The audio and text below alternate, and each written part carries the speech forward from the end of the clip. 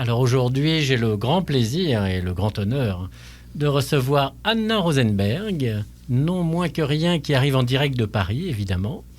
Alors Anna Rosenberg va nous dérouler ici un petit peu à propos de sa vie et aussi de sa pratique aujourd'hui de la fasciathérapie. Et on va voir ensemble que cette pratique a changé beaucoup de choses sur cette personne que je connais depuis 56 ans, c'est-à-dire mon âge. Voilà, donc Anna est née en Pologne il y a de ça quelques années, en 1930. Alors bonjour Anna, avant tout. Bonjour Fabien. Donc je vais te présenter un petit peu, puis après on va dérouler un petit peu notre thématique autour plaisir. De ta vie aujourd'hui, puis de ta vie qui s'est déroulée. Donc Anna, tu es née en Pologne. Oui. En 1930, et très exactement le 16 juillet 1930. Tu me disais que, parce que moi j'étais pas là évidemment, que tu étais née dans une famille aimante, dans un foyer quand même où tout se déroulait bien. Et puis dans la deuxième partie de ton enfance, évidemment, c'était pendant la guerre. Et là, tu as été déportée dans les camps de concentration, internée pendant 4 ans. Suite à ça, vous êtes rendu avec ta mère et ta famille en France. Donc là, tu as eu évidemment toute ton histoire. Tu as été créatrice de mode. Et puis, en 1994, tu es devenue fasciathérapeute. Jusqu'à aujourd'hui, finalement, où tu en as fait, comme tu me disais, un art de vivre. Absolument. Et donc voilà, donc ce serait intéressant un petit peu si tu pouvais nous décrire un petit peu le chemin et les étapes de votre vie qui vous ont amené finalement à cette pratique de la fasciathérapie, de cette pédagogie perceptive qui est devenue un art de vivre pour vous. Oui, tout à fait. Je suis beaucoup plus à l'aise de parler de ma propre démarche que de vouloir développer une théorie sur la fasciathérapie et donner un enseignement. Je ne suis pas là pour ça. Je suis là pour montrer tout ce qui est possible grâce à la fasciathérapie, grâce à notre démarche d'acquérir dans la vie, dans notre vie, dans la vie de chacun. Et donc, je vais pas faire une biographie, mais juste rapidement pour comprendre. Lorsque je suis sortie des camps de concentration, évidemment, ma vie n'était pas très riche en sensibilité, comme d'avoir survécu tout ça. Il a fallu se battre et avoir une certaine résilience aussi pour survivre. Et pendant mon séjour en France, donc j'ai créé une famille où sont nés mes 2 enfants. J'avais un mari aimant, j'avais un métier qui me plaisait et en apparence, tout allait bien. Mais en apparence, parce que l'essentiel manquait. L'essentiel, c'est-à-dire la vie intérieure, la vie qui nous relie non seulement à nous-mêmes, mais aussi à l'environnement, aux autres, la compréhension, la perception, la présence à soi. Et il a fallu un événement de nouveau assez dramatique où j'ai perdu mon mari et ma mère et ma belle-mère en même temps, où tout d'un coup la vie n'avait plus de sens en tant que vie, sauf si on investissait et on trouvait du sens, du véritable sens. Et j'ai eu beaucoup de chance. En ce moment-là, j'ai rencontré Danny Bois, qui est le créateur de la fasciathérapie et l'accompagnement en tant que thérapeute. Et là, d'un seul coup, c'était comme Alice au pays des merveilles. J'ai découvert qu'il existe une autre forme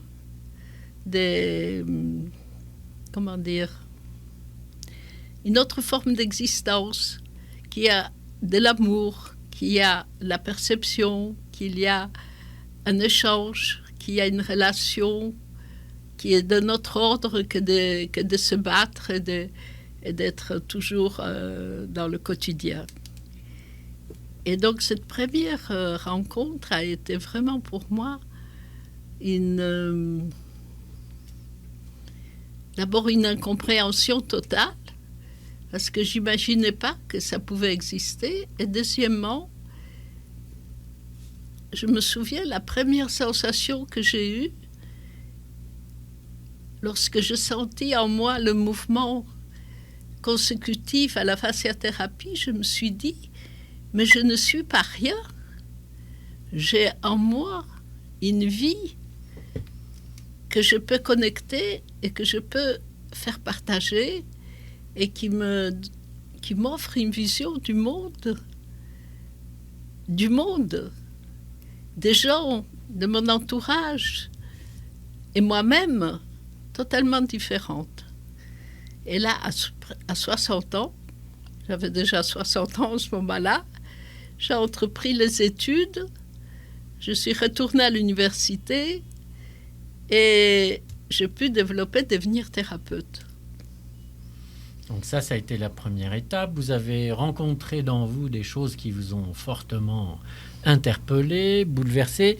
Alors c'est intéressant parce que vous dites, donc là, vous rencontrez pour la première fois par cette méthode un mouvement dans vous qui vous fait vous sentir exister comme jamais. Puis vous nous dites que c'est plus la peine de me battre. Qu'est-ce que vous voulez dire quand vous dites ça ? Ça s'offre soi-même, ça donne du sens, parce que vous imaginez pendant 4 ans dans les camps, s'il n'y avait pas une bataille pour la vie, c'était pas évident qu'on pouvait survivre. Ensuite, même dans la vie sociale, il fallait travailler, il fallait gagner de l'argent, il fallait trouver une relation, se faire accepter ou pas, mais c'était tout. Tout était un impact avec le monde, mais dans un sens presque agressif. Quand je parle de résilience, c'est parce que, au fond de moi, j'avais toujours la confiance que les choses vont s'arranger. Cette confiance m'a toujours accompagnée, même dans les camps, et qui a pu prendre enfin un essor lorsque j'ai rencontré le mouvement, la fasciathérapie, où cette confiance n'était pas juste un leurre qui dépendait des autres, qui dépendait du monde, qui dépendait de l'extérieur, mais qui dépendait de la relation d'abord à moi-même, de découvrir qui je suis vraiment et quelle est la perception du sensible, parce que on ne peut pas dire que la relation avec le monde extérieur dans la vie sociale est basée sur le sensible. Ça, nous sommes d'accord. Est-ce que vous pourriez nous préciser un petit peu ce que vous appelez le sensible ? Eh bien, le sensible, c'est quand on a d'abord à soi. Je ne pense pas qu'on puisse avoir une relation aux autres dans le sens de la confiance si on ne l'a pas vis-à-vis de soi. À partir du moment où on ressent de la douceur, ce qui n'est pas évident dans la vie quotidienne, j'hésitais de le dire, mais de l'amour, oui, de l'amour, qui n'a pas pour objet forcément quelque chose ou quelqu'un, mais tout simplement une sensation, c'est déjà du sensible. Et puis, petit à petit, quand la matière devient le partenaire de ce sensible, on peut, évidemment, il faut faire des études de fasciathérapie et tout ça pour partager et offrir aux autres. La relation de perception n'est pas du tout la même quand on est touché par cet aspect de soi-même. On peut pas offrir aux autres quelque chose qu'on ne expérimente pas nous-mêmes. Donc là, vous avez expérimenté, après toutes ces années de vie où, finalement, vous dites que vous rencontrez un endroit de vous n'avez plus besoin de vous battre face à la vie, face aux événements, face au social. Après, vous rencontrez dans vous un lieu de confiance. Donc ça, c'est des états de nouveauté que vous rencontrez dans vous, mais peut-être serait intéressant pour les auditeurs d'expliquer un petit peu, vous avez une vie où vous êtes passé par les camps de concentration, après une vie sociale où vous avez travaillé fort. Tout d'un coup, vous rencontrez cette méthode, la fasciathérapie, qui à l'époque, précisons pour les auditeurs, que quand même la fasciathérapie est une thérapie manuelle où on concerne ces enveloppes qu'on appelle les fascias et surtout ce mouvement qui anime les structures et qui remet effectivement le corps et la personne en mouvement et la vie du corps et de la personne la remettent en mouvement. Donc vous, ça vous fait découvrir des états de confiance, des états de bien-être, d'amour, différents états. Et petit à petit, vous sentez que ça transforme votre rapport à votre vie. Transforme, c'est un petit mot. Je dirais ça bouleverse. Parce que actuellement, si je voulais regarder l'Anna d'il y a 30 ans, quand j'ai commencé la fascia, j'ai l'impression qu'il s'agit d'une autre personne. C'est-à-dire qu'effectivement, tout ce que vous énumérez est très juste, mais il y a une perception qui se développe, qui permet de détecter, de s'écouter, d'être à l'écoute de soi-même et de pouvoir partager. Par exemple, dans la thérapie manuelle, il y a ce qu'on appelle un toucher des relations. Lorsque on traite quelqu'un, on est obligé soi-même d'être totalement disponible pour cette personne, c'est-à-dire ce toucher des relations. C'est pas seulement les mains qui les établissent, c'est la personne elle-même.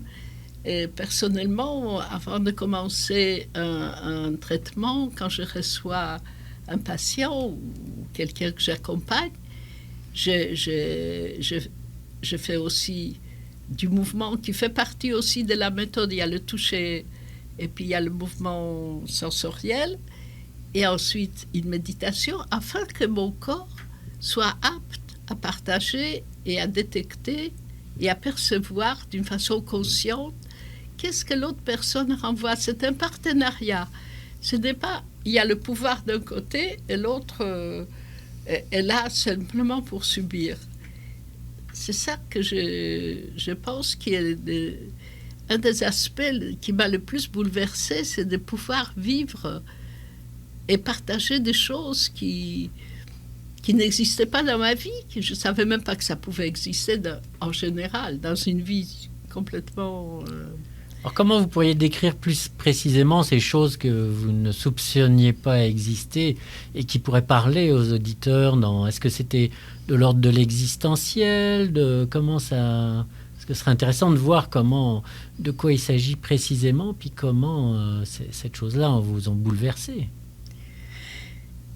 D'abord, il y a le ressenti. Je pense que lorsque on est en relation avec soi de cette manière-là, on reçoit des informations. Je pense que tout le monde reçoit des informations de soi, sauf qu'on n'est pas capable de les percevoir. Donc cette perception consciente qui s'installe pour prendre en compte ces informations qui émanent de nous, c'est une chose, mais deuxièmement, pas seulement de les recevoir, mais ça devient une connaissance. Ça devient quelque chose auquel on peut faire confiance totalement. On n'est pas obligé d'être toujours enseigné par d'autres. On peut aussi très, très profondément être enseigné par soi-même. Et comment dire... Peut-être vous pourriez donner un exemple de vous, de ce que vous avez vécu comme connaissance, qui pourrait nous parler. Eh bien, il y en a eu tellement. C'est difficile de choisir. Ouais, mais... Est-ce qu'il y aura quelque chose de particulier qui reviendrait aujourd'hui, qui serait parlant pour... Je pense que c'est dans ma pratique, ça c'est le plus... le fait que j'ai développé... Bon, je reçois des informations et qui ne sont pas logiques, on va dire. Comme par exemple de faire quelque chose qui semble complètement aberrant. Mm-hmm. Et malgré tout, on le fait. Mm. Et la vie nous montre que c'est exactement le bon choix qui a été fait. Ça ne me vient pas tout de suite un exemple précis. Peut-être qu'il y en aura plus tard. Je peux donner un exemple qui me vient avec une patiente, enfin une personne que j'ai accompagnée qui était tellement parlant. Cette personne est arrivée, elle n'était pas venue pour une douleur et tout ça, mais un mal-être dans sa vie. Et puis, elle me dit oui, elle commence l'entretien, parce que nous commençons toujours par un entretien pour connaître un petit peu les gens, et puis voir pour quelles raisons ils viennent nous consulter, avant de passer à la séance proprement dite de thérapie manuelle. Et elle me dit, oui, vous comprenez, ma vie avec mon mari, ça ne va pas du tout, je suis devenue comme un meuble, il ne me désire plus, je n'existe plus, ma fille, elle fait tout pour m'embêter. Et puis dans mon bureau, mes collègues, ils me disent à peine bonjour. Et là, j'ai senti qu'il y avait quelque chose de complètement aberrant dans cette description. Je lui ai dit, mais qu'est-ce qui va dans votre vie? Et cette femme s'est arrêtée, totalement, comme si je l'avais giflée. Elle me regarde et elle me dit, mais vous savez, je ne me suis jamais posé cette question. Et ça a été pour moi une révélation incroyable. Le nombre de gens qui peuvent passer la vie sans regarder qu'est-ce qui va dans leur vie. Et ça m'a fait prendre confiance, ça m'a renvoyé à moi-même en me disant pendant combien de temps j'ai vécu comme ça, en ne voyant que ce qui n'allait pas, qu'il fallait se battre et qu'il fallait changer, alors que maintenant je vivais totalement dans la confiance de voir et d'observer et d'accueillir qu'est-ce qui va dans ma vie pour pouvoir le partager avec le monde, avec les autres. Voilà, ça me vient cet exemple spontanément, je sais pas. C'est un bon exemple.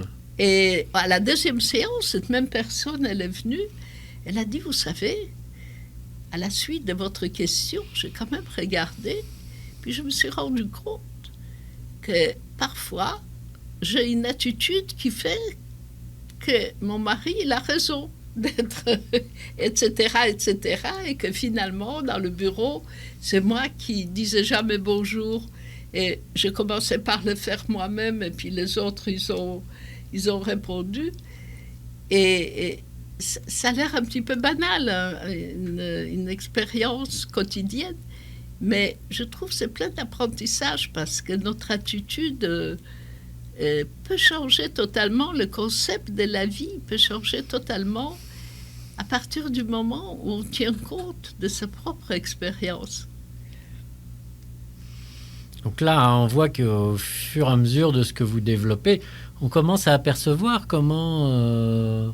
parce que finalement, on voit bien qu'avec la pratique de la fasciathérapie, cette thérapie manuelle qui comporte plusieurs aspects, vous avez découvert des choses qui vous ont bouleversé, puis on commence à rentrer un petit peu plus dans les détails. Hein. Vous nommez plusieurs fois ne plus se battre, la notion de confiance et plutôt porter son regard sur ce qui va bien. Hein. Là, on commence à rentrer dans des contours un petit peu plus précis de comment finalement cette rencontre, parce qu'il y a eu la rencontre avec une méthode, mais au sein de la méthode, vous avez rencontré quelque chose qui a bouleversé votre vie, et puis c'est intéressant pour les gens qui nous écoutent de savoir en quoi ça a bouleversé votre vie, mais encore dans des détails assez précis pour savoir effectivement... Oui, mais je ne suis pas tout à fait... C'est pas exactement ce que je dis, de regarder que ce qui va bien. Être capable de regarder les choses qui ne vont pas sans leur donner la priorité uniquement... comment dire? Il y a une manière de vivre sa vie en acceptant que les choses peuvent changer. Je veux dire par là que c'est pas une confiance aveugle. Quand il y a quelque chose qui ne va pas, ça ne va pas. On est obligé aussi de prendre ça en compte. Mais le fait qu'on laisse, je veux dire, les portes ouvertes à l'imprévu, peut aussi changer ces choses qui ne vont pas, s'améliorer ou se transformer. Et je sais pas, c'est curieux cette histoire que tout va bien. La vie, c'est pas fait uniquement de choses où tout va bien, mais c'est une attitude intérieure qui fait que on peut aborder. Pour moi, la confiance est toujours totale maintenant. Ça ne veut pas dire que je ne vois pas ce qui ne va pas. Ça veut dire simplement que je pense qu'il y a des choses qu'on est obligé d'accepter parce qu'on n'a pas le choix, et qu'il y a des choses qui peuvent changer, mais pas forcément comme ça, par miracle, mais parce que notre attitude intérieure est intellectuelle aussi, parce qu'on a un cerveau qui est là aussi pour réfléchir, et on peut mettre des mots et des pensées développées sur les événements que nous ressentons, sur les événements qui nous entourent, sur le relationnel, etc. C'est toute une attitude de vie qui fait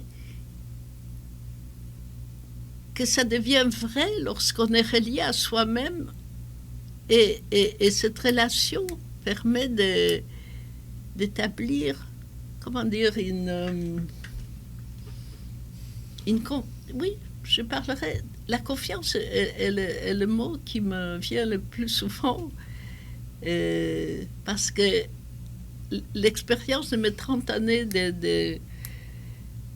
de pratique m'ont prouvé que la confiance était primordiale avec les attitudes quand on a un objectif, même si ça paraît impossible, de le laisser vivre. Difficile, j'arrive pas à trouver. Vous n'avez pas d'exemple concret? Non, je n'ai pas trouvé. Est-ce que vous, à la base, vous aviez déjà une confiance? Est-ce qu'elle s'est développée? Ah non, est-ce qu'elle s'est transformée? Non, justement, je n'avais pas du tout de confiance. Il a fallu que je me batte pour chaque chose. Et j'avais même des certitudes absolues sur tout, qui m'ont complètement quittée. Je savais tout, je pouvais tout régler, je pouvais tout ranger. Quand je vois ça, d'accord, ça devient... Et puis, il y a une deuxième chose dont je voulais peut-être, si j'ai quelques minutes encore. Bien sûr. C'est lorsque... Parce que j'ai quand même commencé à un âge respectable, à 60 ans, oui. La formation. Lorsque j'avais 70 ans ou 72 ans, tous mes collègues qui avaient l'âge de mes enfants ou de mes petits-enfants, si j'en avais. Et je ne disais jamais mon âge, je ne faisais pas mon âge physiquement, donc j'avais une coquetterie, je ne disais pas.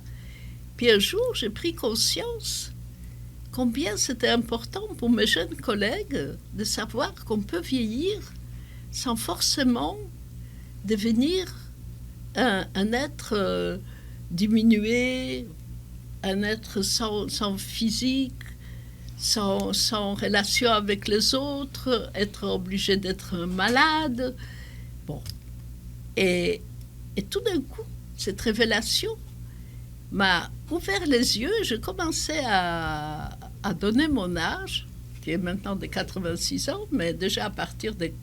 Bien avant, il y a au moins 10 ans, je commençais à dire l'âge que j'avais. Et j'ai senti combien cette information avait joué dans le sens, parce que c'est de savoir qu'on peut avoir confiance dans l'avenir. Mais pas comme ça.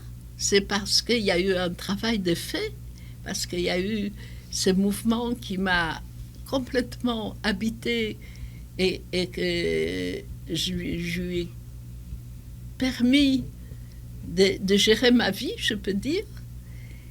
Donc, en même temps, mes collègues avaient une autre attitude, et vis-à-vis d'elles-mêmes en tant que jeunes femmes, surtout les femmes. mais surtout par rapport à la méthode aussi. Comment cet aspect de la méthode d'Annie Bois, de la fasciathérapie, vous avez permis de... Vous racontiez comment vous aviez vécu ce vieillissement et également dans ce rapport à la confiance dans l'avenir, à l'âge honorable que vous avez aujourd'hui. C'est exact. Et c'est d'autant plus marquant que je me fais interviewer par mon fils, oui. Ce qui me touche beaucoup et peut-être par moments aussi me intimide un peu parce que les mères voudraient toujours avoir la plus belle image de leurs enfants, mais dans ces situations actuelles, nous sommes tous les deux thérapeutes, nous sommes tous les deux dans la connaissance de ce que nous vivons et ça atténue un petit peu ce côté familial, dépendant de l'enfant à sa mère, de la mère à son enfant. Et ça, c'est tout nouveau pour moi et ça me un peu intimide, mais en même temps, je trouve que c'est une grande chance de pouvoir le faire. Je ne sais pas si dans beaucoup de familles s'offre cette opportunité de pouvoir parler avec sa vérité, son intériorité et d'être compris par l'autre. Alors, ce qui est important ici, c'est qu'on soit les deux en relation et que tu puisses aussi déployer vraiment tout ce que tu as à nous dire aujourd'hui sur quand même tes 86 ans d'expérience et puis ton magnifique vécu. C'est ça qui nous importe aujourd'hui. Alors, raconte-nous un petit peu plus en détail sur... parce que tu disais que finalement, tu avais découvert que vieillir, c'était pas uniquement l'image qu'on s'en faisait. Absolument, parce que quand moi-même j'avais 30 ans ou 40 ans, quand on me parlait d'une femme de 60 ans, je me disais « Ah, la pauvre vieille, ça y est, la vie, sa vie est finie, etc. etc. » Et quand j'ai décidé d'offrir à mes jeunes collègues cette information de mon âge, me voyant fonctionner encore, en pleine conscience, j'avais l'impression que je leur donnais une forme de cadeau, d'avoir confiance dans leur propre avenir. Mais pas seulement ça, l'important c'était pour moi aussi d'offrir cette image qui n'est pas là par hasard. J'ai beaucoup de collègues de mon ancienne vie à mon âge qui sont malheureusement pas en état de déployer ce que je suis en train de déployer et au quotidien et en tant que thérapeute et en tant que dans la vie personnelle. Donc, en même temps, j'offre la preuve, si on peut dire. La preuve vivante. La preuve vivante, oui, tu as raison, que c'est possible si quand on pratique quelque chose qui nous rapproche de nous-mêmes, qui ouvre les portes intérieures parfois qui sont secrètes, où on n'arrive pas à se connaître vraiment. Et qu'est-ce qui t'a aidé justement, parce que là tu nommes des pratiques, mais toi tu as une pratique particulière. Est-ce que tu pourrais donner des détails de cette pratique et de l'expérience que ça a déroulé dans toi avec cette vie que tu as découvert, qui te permet justement aujourd'hui, à l'âge de 86 ans, d'être qui tu es? Oui, ça, il n'y a aucun problème. D'abord, ça peut paraître pour des gens qui ne l'ont jamais ressentir le mouvement dans sa matière. C'est comme si la vie, on a connecté la véritable vie qui est à l'intérieur de nous et qui ne s'offre pas forcément spontanément. Qu'est-ce que tu veux dire par qui ne s'offre pas spontanément? C'est-à-dire que si on ne fait pas un certain travail, d'accord, si on ne fait pas une certaine pratique, c'est-à-dire faire du mouvement, c'est-à-dire méditer, c'est-à-dire avoir une conscience de perception de ce qui se passe sans passer outre Et on ne peut pas percevoir non plus que nous avons ce mouvement que moi j'appelle la vie, Oui. parce que c'est vivant. Hmm. Le fait d'être relié à cette vie permet quand même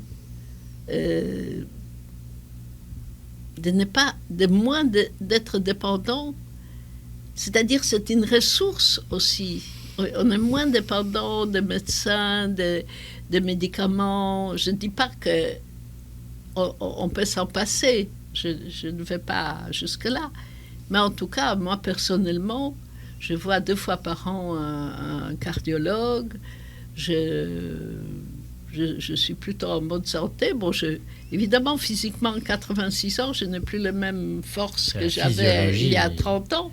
La physiologie du vieillissement, Absolument. Mais en même temps, comme tu dis, ça enlève un peu les idées préconçues sur le vieillissement et par rapport à la maladie, par rapport à tout ce qu'on peut faire. Absolument. Est-ce que tu dirais même que tu fais des choses que tu n'aurais pas fait avant? Ah oui, parce qu'au niveau de la confiance, les bêtises que je peux faire comme parce que j'en ai envie, parce que je sens que c'est juste et que probablement l'entourage me dirait mais vous avez à votre âge, vous n'allez pas faire ceci, vous n'allez pas faire cela. Ça me réjouit plutôt. Et je ne sais pas, cette notion d'âge, évidemment, j'en tiens compte parce que ça rapproche quelque part vers la sortie, mais ça ne me préoccupe pas tellement parce que la première chose que j'avais dit quand mes amis m'ont demandé, mais à 60 ans, tu te lances dans l'apprentissage, je dis, mais pourquoi tu fais ça? Tu as toujours voulu être à la retraite, avoir le temps. Et j'avais répondu parce que je veux mourir vivante. Et là, maintenant, ça prend le sens. Parce que je me sens vivante, j'espère que je sortirai de la vie du bon pied vivante. Alors, on a compris, hein, tu as fait de cette méthode un art de vivre. Comment tu pourrais décrire cet art de vivre finalement, comment tu décrirais cet art de vivre, puis qu'est-ce que tu pourrais dire aux gens, à quel type de personnes on pourrait appliquer ce travail? À toutes les personnes qui cherchent l'authenticité, qui cherchent un sens de leur vie. C'est évident que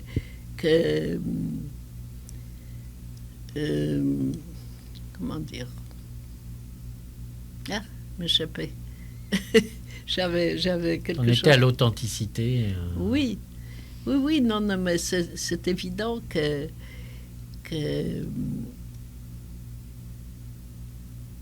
non, j'ai perdu. C'est pas grave, ça va revenir parce que c'était quelque chose qui a émergé comme ça par rapport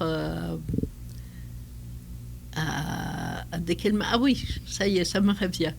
C'est aussi, je crois, c'est aussi important pour moi de le partager en tant que thérapeute que de ma propre...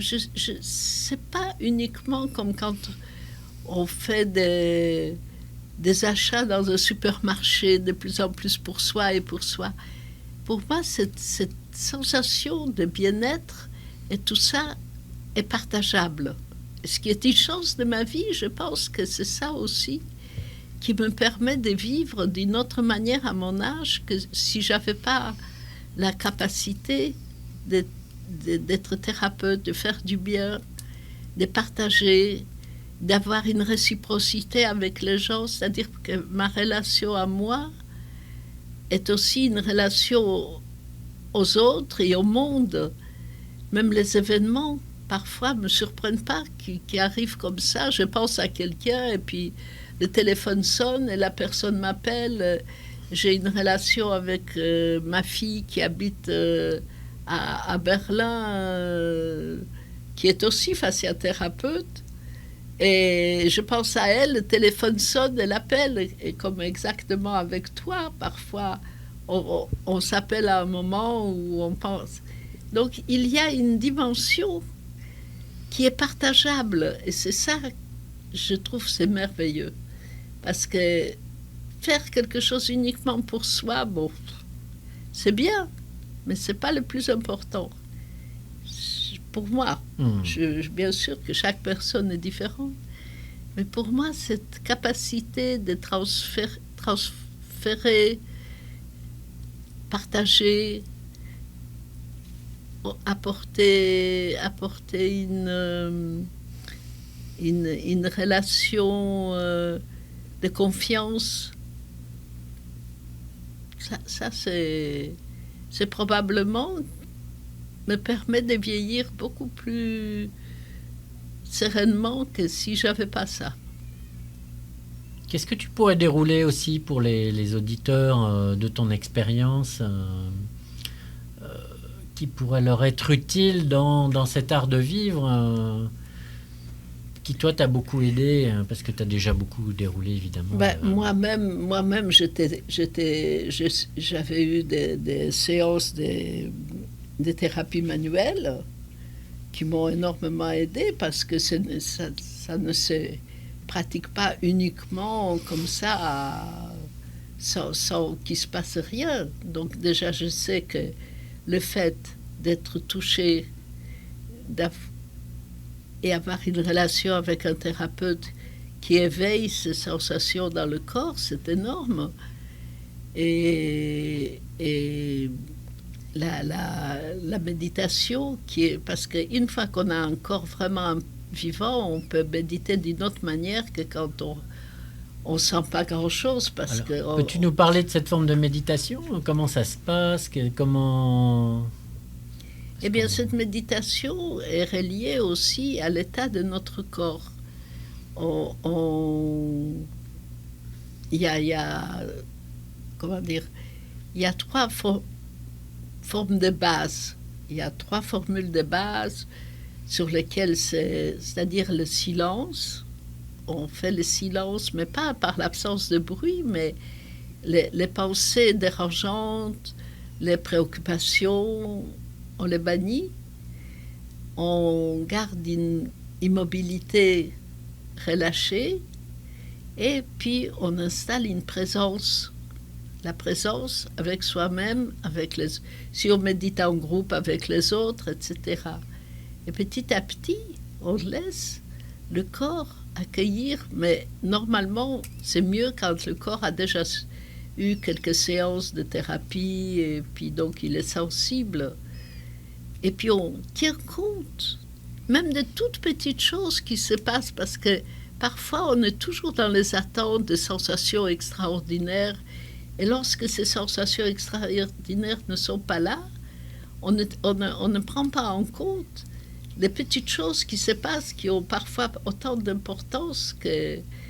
Et en général, on peut, pour soi-même, se faire une réflexion. Tiens, je sentis ça. Alors que si on n'est pas dans l'attitude de percevoir, on n'a pas non plus la chance de pouvoir dire j'ai senti ou j'ai pas senti.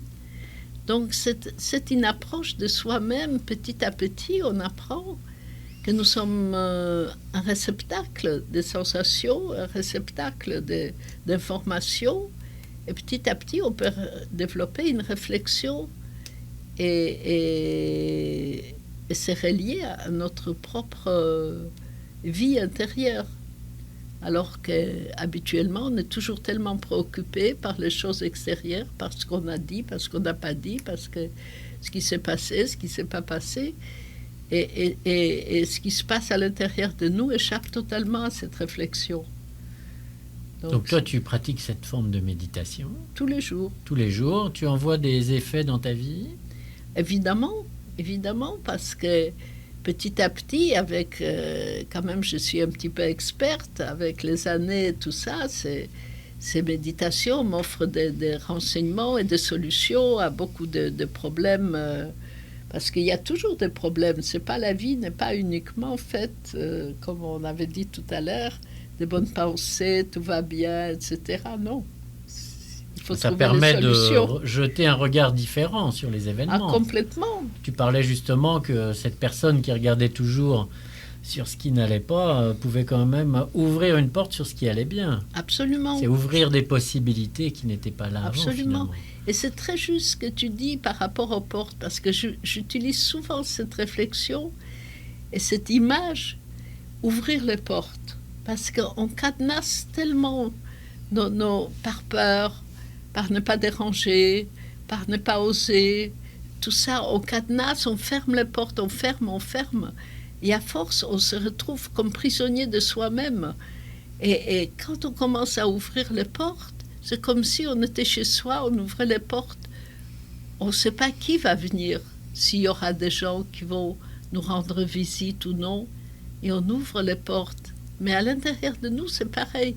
On ouvre des portes qui permettent d'abord de découvrir quelque chose qu'on n'avait pas prévu d'avance, quelque chose d'inattendu, quelque chose qui nous nourrit et qui nous surprend.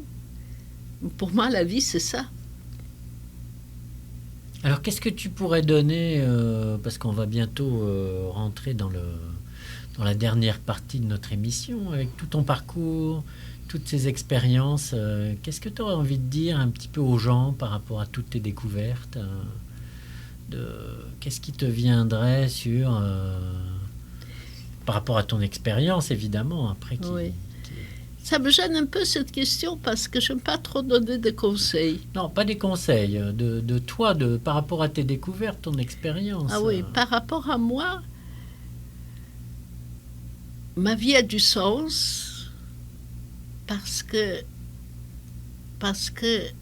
je me suis reliée à ce qui a du sens en moi-même. Et évidemment, puisqu'on parle ici, c'est l'émission aussi sur la fasciathérapie, c'est parce qu'à travers cette pratique, il y a des accès, c'est comme si, tout à l'heure on parlait des portes, c'est comme si ça ouvrait des portes vers notre profondeur, vers notre bien-être aussi, physique. Ça, j'en suis persuadée, parce qu'il m'est arrivé, par exemple, de tomber, alors qu'à 80 et quelques années, j'ai quand même des os fragiles. Je ne me suis jamais rien cassé. C'est comme si la protection, les fascias s'est mobilisée pour me protéger. Les fascias sont aussi là, une protection dans notre corps. Quand elles sont vivantes, elles sont actives. Et à plusieurs reprises, c'était vraiment presque miraculeux, puisqu'on parle du physique. Et j'ai rien eu de cassé. Bon, j'ai eu mal, j'ai eu un bleu, je traînais la jambe, mais bon, ça ne m'a jamais inquiété. Et je pense que, donc, d'une manière globale, on va dire physiquement, ça a un impact énorme quand le corps est vivant, quand on lui fait confiance, quand il sait faire des choses qu'on ne lui demande pas habituellement. On se tourne toujours vers des aides extérieures. Et puis, moralement, de trouver un équilibre, la paix, une capacité relationnelle avec soi-même et avec les autres. Pour moi, c'est le paradis. Alors, tu as employé un mot important, ce terme de nouveauté. On voit bien que ton expérience de vie, avec le travail que tu fais, a renouvelé quelque chose dans toi. Face aussi à ce qui est à venir à toi, trouves-tu que, parce que ça c'est important, je trouve, comme point sur l'expérience de vie, trouves-tu que ça a aussi renouvelé une forme de regard sur ta vie passée?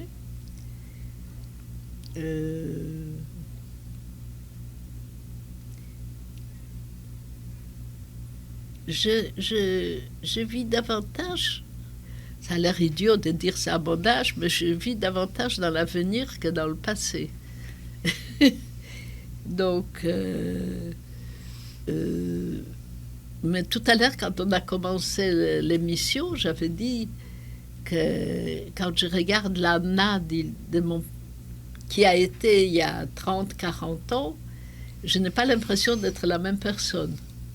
Voilà. Donc, On voit que des fois, je sais pas, là, on voit que les gens souvent, en tout cas dans les thérapies conventionnelles, mais en dehors des thérapies, souvent on est buté sur des événements de nos vies qu'on appelle des traumatismes. Et on voit bien que toi, tu t'es renouvelé dans ton corps, dans ta pensée. Est-ce que tous ces événements, quand tu penses à ta vie, est-ce que tu as un regard différent, même si tu vis pas dans le passé? ah ben complètement, complètement. J'ai, Tu parlais quand même de toute ton histoire, j'ai, qui parlait tellement loin mais de ta survie dans les camps. On voit qu'aujourd'hui, tu as quand même un rapport différent avec tous les gens qui nous parlent de cette histoire. oui, et effectivement, je peux dire, c'est une question très intéressante parce que je me suis jamais penchée là-dessus.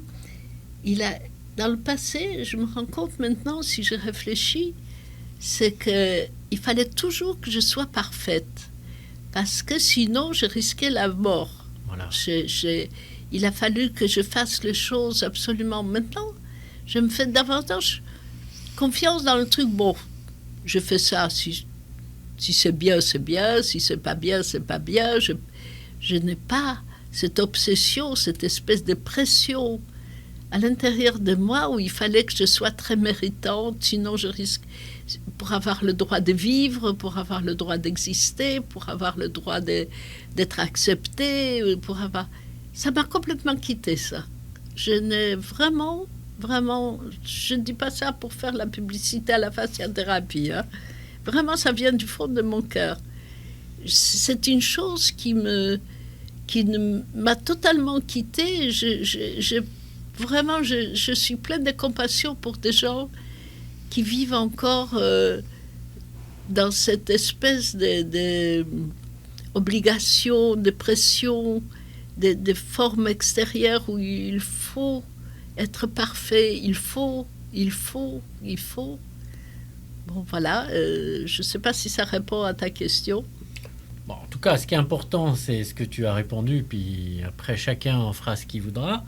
Et puis, dans l'autre sens, quels seraient un petit peu, on pourrait dire, parce que tu dis que tu es tourné plus vers l'avenir, as-tu des espérances d'avenir, des projets d'avenir, Oui, aller de plus en plus en profondeur de moi, découvrir, parce que je pense qu'il y a encore plein de choses que je n'ai pas découvertes.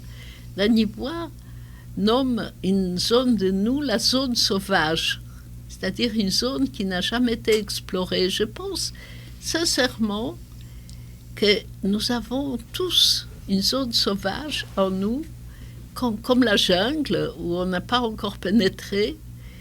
Et j'espère qu'un jour, peut-être avant la fin de tout, j'aurai un accès à ça et je découvrirai encore des choses de qui je suis, de ce que je peux, de ce que je ne peux pas, des limites, des possibilités. Ça, c'est mon objectif d'avenir. Débroussailler ta forêt vierge. Voilà, la jungle. La jungle, t'es Pas vraiment débroussailler, pénétrer dedans et apprendre. D'accord. Mais d'accord.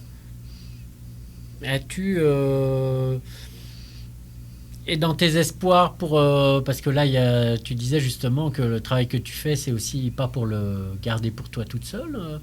Dans ton partage avec les autres, avec l'humanité, as-tu aussi d'autres projets Eh bien, pour le moment, je le partage dans mon cabinet avec les gens que j'accompagne. Je travaille un petit peu, comme tu sais, à Berlin, dans certaines... par exemple, les stages de méditation, les stages de mouvement fondamental. La relation avec les autres est très importante pour moi, donc peut-être dans peu de temps, je vais ouvrir des séances de méditation chez moi. Chez toi, peut-être qui se pour des trouve, collègues à Paris. À Paris. Et peut-être pour des collègues, peut-être pour des patients. Pour ceux qui seront intéressés, ça sera naturellement gratuit. Donc pour les Québécois qui voudront te rencontrer, il faudra qu'ils viennent à Paris. Éventuellement, pourquoi pas. Et voilà, ce sont des choses d'avenir, mais il y a des choses qu'on peut réaliser dans la pratique et des choses qu'on espère amener, qui vont venir, que les circonstances extérieures vont se prêter. Il y a aussi, ça je tiens beaucoup compte, des moments où certaines choses peuvent se faire et des moments où certaines choses ne peuvent pas se faire. Parce que je ne suis pas une rêveuse. Tu as les pieds sur terre. Pas des pieds sur terre, mais un réalisme qui est basé sur mon ressenti, bien sûr, pas un réalisme parce que c'est écrit dans un livre ou parce qu'on fait comme ci, on fait comme ça. C'est toujours basé sur, je vais aller dire, les infos intérieures. Les informations internes. Voilà. Ah oui, c'est intéressant. On voit que tu mets en pratique directement ce que tu nous racontais avec cet exemple évidemment précis.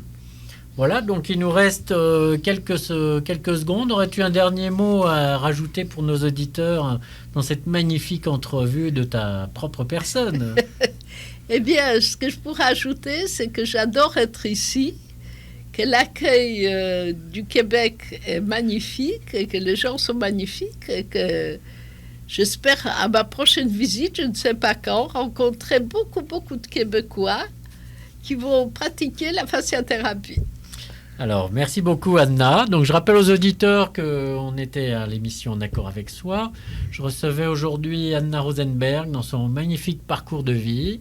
Et donc, je vous souhaite une très bonne fin de soirée ou très bonne fin de journée selon les circonstances.